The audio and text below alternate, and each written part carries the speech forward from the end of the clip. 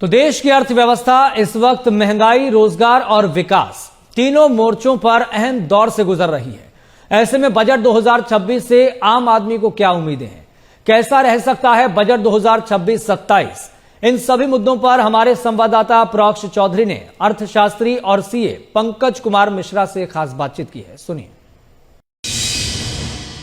1 फरवरी को केंद्रीय वित्त मंत्री निर्मला सीतारमण देश का बजट पेश करेंगे, लेकिन उससे पहले आखिर लोग चाहते क्या है? आम आदमी क्या चाहता है, बिजनेसमैन क्या चाहता है, वो युवा क्या चाहता है जो कि नया स्टार्टअप के जरिए कुछ नया करना चाहता है। लेकिन इन सब पर जानकारी लेंगे। हमारे साथ अर्थशास्त्री है पंकज कुमार मिश्र जी। पंकज जी, बजट पेश होगा, लेकिन प्री बजट को लेकर थोड़ी सी चर्चा करते हैं कि पहला सवाल तो यही है कि आखिर इस जो बजट आएगा इसके अंदर क्या कुछ रिबेट्स मिल सकती है? देखिए, रिबेट की बात करें तो इस बार के बजट में सबसे पहले तो आप ये देख सकते हैं कि कुछ जो स्लैब रेट है उस स्लैब रेट में बहुत ही नॉमिनल चेंजेस आने के चांसेस हैं उससे, क्योंकि पिछली बार already up to 12 lakh rupees तक छूट देने की बात हो चुकी है। तो इस बार बहुत हार्डली रिलीफ मिलेगा उसमें, जो अप टू 12 से मैक्सिमम आप चाहो वो तो हो सकता है तो 50,000 रुपए का कुछ थोड़ा वहां बेनिफिट मिले। और जो स्टैंडर्ड डिडक्शन है नॉर्मल एम्प्लॉयज को, जो इन्फ्लेशन को देखते हुए हो सकता है वहां पे थोड़ा सा इंक्रीमेंट हो जाए, वहां पे कुछ 25 से 30,000 रुपए तक का इंक्रीमेंट एग्जिस्टिंग स्लैब के ऊपर वो दे सकते हैं। तो अकॉर्डिंगली ये 2-3 बेनिफिट्स इनकम टैक्स में मिडिल क्लास के लिए आप देख सकते हैं। एक और जो मुझे एक्सपेक्टेशन है कि जो सबसे हायर स्लैब है टैक्स का, उस हायर स्लैब के टैक्स में जो हायर अर्नर पीपल है उनके लिए स्लैब थोड़ा बढ़ाया जा सकता है, स्लैब थोड़ा इंक्रीज कर देंगे, तो ये एक बेनिफिट वहां पे देखने को मिल सकता है। अपार्ट फ्रॉम दैट, जैसे जितने आप सीनियर सिटीजन्स हैं, और क्योंकि आप देखते हो कि कोई जो टैक्स रिजीम है वो 2 भागों में डिवाइडेड है, एक तो ओल्ड रिजीम, दूसरा न्यू रिजीम। तो ओल्ड रिजिम में जो लोग होते हैं उनको बड़े सारे डिडक्शंस का बेनिफिट मिलता है, और न्यू रिजिम में कुछ लोग हैं जिनको सिर्फ स्पेसिफिक डिडक्शंस ही उनको अवेलेबल है। तो जहां तक मुझे लग रहा है कि कुछ जैसे सीनियर सिटीजन के मेडिकल एक्सपेंडिचर्स हैं और भी लोगों के कुछ मेडिकल एक्सपेंडिचर्स हैं अदर देन सीनियर सिटीजन, तो वहां पे कुछ मेडिकल का कुछ डिडक्शन, जो अगर इनकम टैक्स एक्ट 1961 में देखें तो एक सेक्शन 80D था और 80DD भी है, तो इन सेक्शनों को हो सकता है मर्ज करके न्यू टैक्स रिजीम में भी ले जाए और स्टेक होल्डर्स को, जो टैक्स पेयर्स है, उनको इसका बेनिफिट मिले। तो न्यू रिजीम में भी जहां तक मुझे लग रहा है कि मेडिकल का छूट देने की संभावना इस बार बन रही है। मांग भी यही है लोगों की कि मेडिकल इंश्योरेंस में रिडीम मिल जाए तो वो बहुत बेहतर हो। हाँ जी, बिल्कुल, क्योंकि आप देखो तो एक बहुत अपने सैलरी का जो मिडिल क्लास अर्नर है वो 10 to 15% एक्सपेंडिचर जो है इंश्योरेंस प्रीमियम में हर साल करता ही करता है। तो कहीं ना कहीं लोगों को एक सिक्योरिटी एंड सेफ्टी और कुछ टैक्स का रिलीफ भी उसमें मिलना, उसके लिए एक एक्सपेक्टेशन है गवर्नमेंट से। तो ये एक रिलीफ यहाँ पे हम देख सकते हैं। सीनियर सिटीजन के लिए मैंने आपको बता ही दिया कि उनको भी एक बेनिफिट इसमें मिलेगा। और अपार्ट फ्रॉम दिस कुछ और भी नए इंसेंटिव्स हैं जिस तरीके से लाए जा सकते हैं, जैसे कि इंश्योरेंस प्रीमियम पहले 80C वगैरह में जो डिडक्शंस होते थे, तो उसमें भी कुछ रिलीफ गवर्नमेंट प्लान कर रही है, ऐसा कि इस बार उसको न्यू टैक्स रिजीम में कुछ इनकॉर्पोरेट हो सकता है, करें।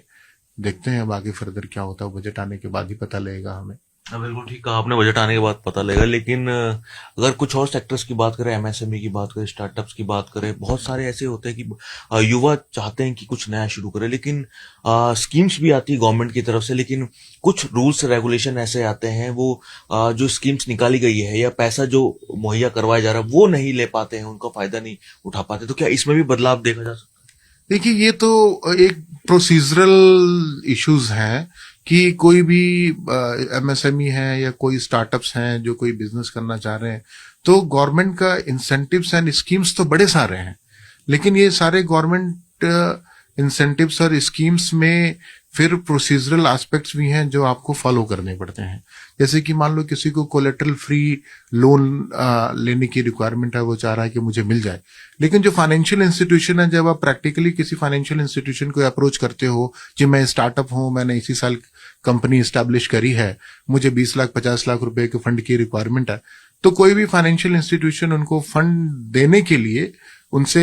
बड़े सारे डॉक्यूमेंट्स, क्रेडेंशियल्स, कोलेटरल सिक्योरिटीज, इन सारी चीजों की डिमांड करते हैं। तो जो नए स्टार्टअप्स हैं उनको इन सब चीजों की बड़ी डिफिकल्टी होती है कि भाई हमारे को बिजनेस करने के लिए कैपिटल भी अरेंज करें और बैंक को कोलेटरल देने के लिए फिर हम प्रॉपर्टी या एसेट कहाँ से लेके आए। तो जो स्टार्टअप्स हैं, एमएसएमईज हैं, उनका गवर्नमेंट से एक ये रिक्वेस्ट है और बहुत ही हम्बल सबमिशन है कि सर कुछ रिलैक्सेशन और इस तरीके से हमारे को प्रोवाइड करें कि फाइनेंशियल इंस्टीट्यूशन से द मोमेंट कंपनी इनकॉर्पोरेट होती है तो उसी समय कुछ ऐसा सिस्टम क्रिएट हो, एक नेक्सस एस्टेब्लिश हो जिससे हर स्टार्टअप्स एक फंड के लिए एलिजिबल हो जाए और उसको वो बैंक में अप्रोच करे और बैंक वाला उसकी कंपनी के नाम पे उसको considering the company as a collateral वो उसको फंड करे। This kind of incentive actually government को चाहिए कि स्टार्टअप्स एंड एमएसएमई के लिए अवेलेबल कराएं। अच्छा, यूएस के साथ हमने देखा किस तरीके से टैरिफ बढ़ाया गया, 50% टैरिफ कर दिया गया है। अगर हम इंडिया की मार्केट की बात करें, लेदर की बात करें, जेम्स की बात करें, बहुत सारी चीजें ऐसे जैसे नुकसान झेलना पड़ रहा है इंडियंस को। माना जा सकता है कि इस बार की इस बजट के अंदर उनको रिलीफ भी मिल सकता है, कुछ दिया जा सकता है। हाँ, वो देखिए रिलीफ की बात तो है, बट ये तो ऑल काइंड ऑफ बिजनेसेस है।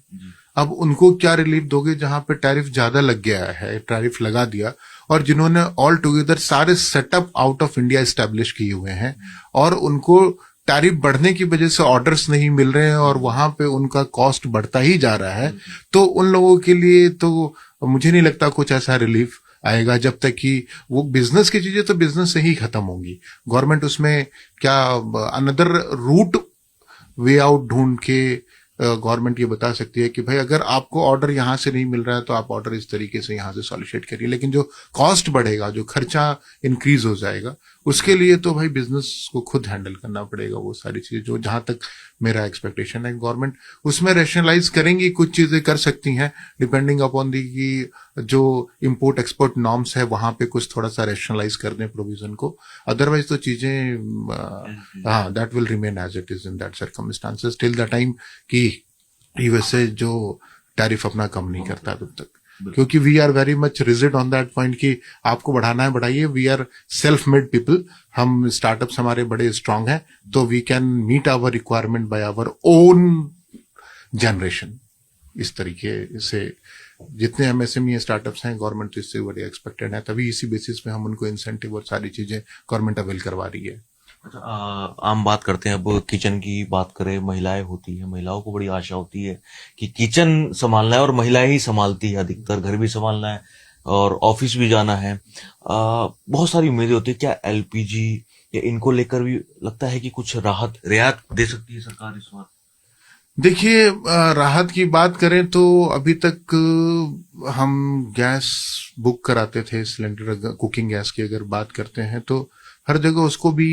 कॉस्ट कम करने की बात में अगर देखें तो शायद अब हर जगह पाइपलाइन लगाने की बात चल रही है, गैस पाइपलाइन पीएनजी की बात चल रही है। उस पीएनजी से कुछ कॉस्ट आपका डिपेंडिंग अपॉन योर यूज और मिनिमम रिक्वायरमेंट जो है आपकी वो भी मीट हो जाती है, कॉस्ट वहां पे कम होता है। लेकिन इससे पर्पस पूरा नहीं होता। पर्पस होता है कि जो प्रोडक्ट है, जो किचन की आइटम्स हैं, वो किचन के आइटम में जैसे टैक्स रेट है या महंगा है चीजें, लोगों को जो चीज कंपलसरी है कंज्यूम करना है, खाना है, वो तो खाना ही है। जो सबसे इंपॉर्टेंट एस्पेक्ट जो लग रहा है कि उनकी क्वालिटी के ऊपर, जो फैमिली में जो डिजीजेस आ रहे हैं, जो इम्प्योर चीजें पहुंच रही हैं, उससे लोगों के अनहेल्दी अपने आप को फील कर रहे हैं, तो वहां पे कुछ क्वालिटी स्टैंडर्ड्स बढ़ाने का कुछ प्रोविजन आना चाहिए, जिससे कुछ ये देखें कि हर किचन में अगर आप खा रहे हो तो you should have that kind of confidence कि मैं सही चीजें खा रहा हूं और बिल्कुल प्योर खा रहा हूं। तो this is very important part that has to be taken care of. और अपार्ट फ्रॉम दिस अगर आप देखते हैं तो कुछ जैसे खाने वाली चीजें हैं, इसके ऊपर मुझे 100% जहां जहां रेट के जीएसटी रेट पिछली बार भी कुछ कम कर दिए थे, अभी भी कुछ प्रोडक्ट ऐसे हैं जिसपे कम करना रहता है। तो अगर इस बार हो सकता है उन प्रोडक्ट्स के ऊपर अगर रेट्स कम होते हैं तो डेफिनेटली किचन की चीजें सस्ती होंगी और अच्छा होगा। ये भी कहा जाए कि अगर पेट्रोल डीजल और फ्यूल जितना हो तो उस सब पर ये इनडायरेक्ट तरीके से डिपेंड होता है, अगर इनके ऊपर सरकार कुछ करती है तो देखिए अल्टीमेट जो बर्डन आता है, अल्टीमेट बर्डन आता है वो मेरे ऊपर और आपके ऊपर आता है फाइनली। तो कॉस्ट और इन्फ्लेशन जैसे किसी भी चीज का इंक्रीज होता है तो उसका अल्टीमेट बर्डन तो हमारे ऊपर आ गया, कंज्यूमर्स के ऊपर आ गया। लेकिन जैसे कॉस्ट आप किसी का कम करते हो ना, तो वो कॉस्ट कम करते ही उसका अल्टीमेट रिलीफ अल्टीमेट कंज्यूमर को एकदम से नहीं पहुंचता है। क्योंकि अभी भी आपने देखा होगा कि बहुत सारे जो 1 अक्टूबर 2025 ऑनवर्ड्स कुछ रेट रैशनलाइज हो गए थे जीएसटी के खाने के ऊपर, राइट। तो वो पब्लिक तक पहुंचते पहुंचते उसमें काफी टाइम लग गया, और अभी भी वो सारी चीजें सही से मिल रही हैं कि नहीं मिल रही हैं वो इंश्योर करने की चीजें अभी भी स्टैंड हो रही हैं। तो आप देखो, क्योंकि कॉस्ट बढ़ना इज अनदर एस्पेक्ट, लेकिन सिमिलरली वो कॉस्ट किस लेवल पे बढ़ रहा है और वो कॉस्ट आम जनता के लिए जो किचन की जो प्रोडक्ट्स हैं उस प्रोडक्ट पे अगर वो कॉस्ट आएगा तो जो डेली का लाइवलीहुड है वो कितना इम्पैक्ट करेगा। दैट इज वेरी इंपॉर्टेंट कि उसको प्रिजर्व करके चलना है और लोगों को एक अच्छी, जैसे कि दिल्ली की अगर हम बात करें हम,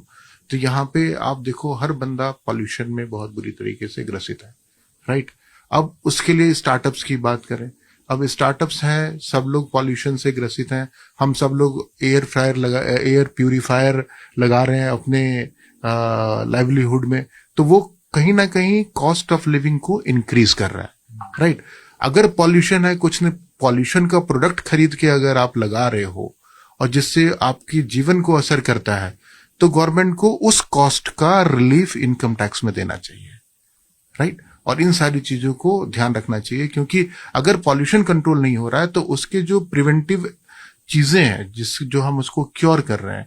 उसके ऊपर जो हमारा इन्वेस्टमेंट हो रहा है, खर्चा हो रहा है, आप उस खर्चे को स्टार्टअप से लिंक करिए और उसका इंसेंटिव बेनिफिट आम कंज्यूमर को भी प्रोवाइड करिए। This is one of the bigger change that I am expecting it needs to be considered by the government in this budget. ऐसा होना चाहिए। दूसरा मेरा और आखिरी सवाल यह है कि एग्रीकल्चर को लेकर क्या एग्रीकल्चर के अंदर कुछ ऐसा दे सकती है सरकार, नई नई स्कीम्स, नई नई चीजों को लेकर? देखिए, एग्रीकल्चर के ऊपर तो पूरा इंडिया ही डिपेंड करता है। हम लोग तो कृषि प्रधान राष्ट्र हैं, तो हर बार जब बजट आता है, बजट में कृषि के लिए बजट अलग से अलोकेट कर दिया जाता है। अब क्वेश्चन अराइज होता है कि जितने हमारे यंगस्टर्स हैं जो स्टार्टअप्स करके अपने पांव पे खुद स्टैंड होना चाहते हैं स्टार्टअप के जरिए, उनको कुछ इंसेंटिव्स इस तरीके से मिलना चाहिए कृषि के साथ साथ कि जैसे कुछ अगर वो कमर्शियल एक्टिविटी कर रहे हैं, कृषि का कुछ प्रोडक्ट है उनका, तो उस पर्टिकुलर प्रोडक्ट में कृषि के साथ में और कुछ इंसेंटिव अदरवाइज उनको मिलना चाहिए। जैसे आजकल लोग अगर डेयरी खोलते हैं तो डेयरी का दूध ना बेचकर उसके घी निकाला, मक्खन निकाला, बटर निकाल लिया, और गाय का जो गोबर है उसके उपले तक बिक रहे हैं आजकल। हाँ, ऑफ कोर्स आप देख रहे हो वो सारी चीजें एनवायरनमेंट के लिए बहुत अच्छी हैं। अगर एनवायरनमेंट को कंसर्न करना है, सपोज करिए कोई एक डेयरी प्रोडक्ट है, अब डेयरी प्रोडक्ट में आप वहां पे बहुत सारी चीजें ऐसे हैं जो कमर्शियली आप सेल करते हो और बहुत सारी चीजें ऐसी हैं जो आप कमर्शियली सेल नहीं कर पाते हो। तो जो चीजें कमर्शियली सेल नहीं हो पाती हैं उन चीजों के ऊपर गवर्नमेंट को इंसेंटिव प्रदान करना चाहिए, देना चाहिए, और अकॉर्डिंगली उसको इन्वायरमेंट में कुछ और सिस्टम, इक्विपमेंट, मशीनरी कुछ इस तरीके से वहां पे होना चाहिए कि जो इन्वायरमेंट के लिए वो अच्छा हो। इस तरीके से एग्रीकल्चर सेक्टर में भी अच्छे तरीके से बूम आ सकता है और अकॉर्डिंगली उसको देखा जा सकता है। धन्यवाद बात करने के लिए। तो हमारे साथ अर्थशास्त्री पंकज कुमार मिश्र थे जिन्होंने बताया कि क्या कुछ बदलाव आ सकते हैं, किसकी जरूरत है, लेकिन नजर सबकी 1 फरवरी को पे है कि आखिर जब बजट आएगा तो बजट में किस वर्ग को क्या कुछ मिलता है। दिल्ली से कैमरा पर्सन आदित्य पांडे के साथ प्रोक्ष चौधरी, MH1 न्यूज।